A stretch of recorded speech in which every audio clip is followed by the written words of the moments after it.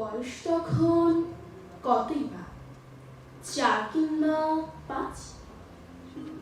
অথচ আমার স্মৃতিকে আজও অন্ধকার করে দেয় সেই সময়ের এক রাশ কালো ধোঁয়া। কুণ্ডুলি পাকিয়ে পাকিয়ে যে ধোঁয়া আকাশে মিলিয়ে যাচ্ছিল। আমাদের বাড়ির শেষ প্রান্তে বুড়ো বটগাছটার নিচে দাঁড়িয়ে সবাই ভিড় করে সেই ধোঁয়া দেখছিল। আমরা মায়ের প্রয়োজনে সেই ধোঁয়া দেখছিলাম।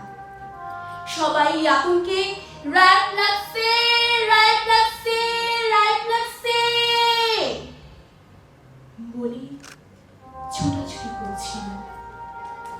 এবং তার কদিন পরে সদ্য বিবাহিত দাদা বউয়ের সঙ্গে আমাকে কলকাতায় পাঠিয়ে দেওয়া হয়েছিল।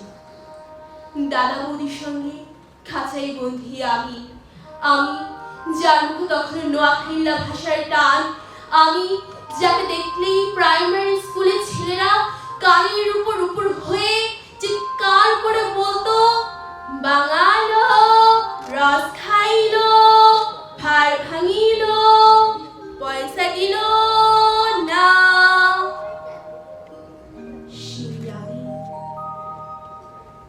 চারিদিকের ওই টিটকারির ভয়ে নিজের বাঙালপনাকে গোপন করার জন্য প্রাণপণ চেষ্টা করতে করতে ধীরে ধীরে যখন মানুষে উঠছিলাম, ঠিক তখন বাবার একখানা চিঠি এসেছিল। সবাই সেই চিঠি নিয়ে জোরে জোরে আলোচনা করছিল এবং আমি শুনেছিলাম ঢাকায় নাকি গুলি চলছে।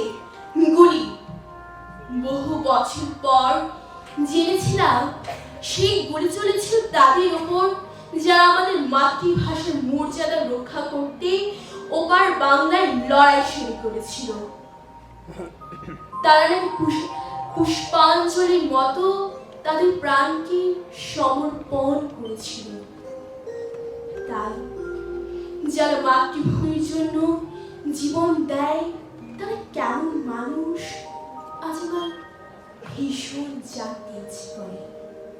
সেই বাংলাদেশের জন্য, সেই বাংলা ভাষার জন্য, একটুখানি বাঙালি হয়ে ওঠার জন্য একটা ভয়ঙ্কর যন্ত্রণা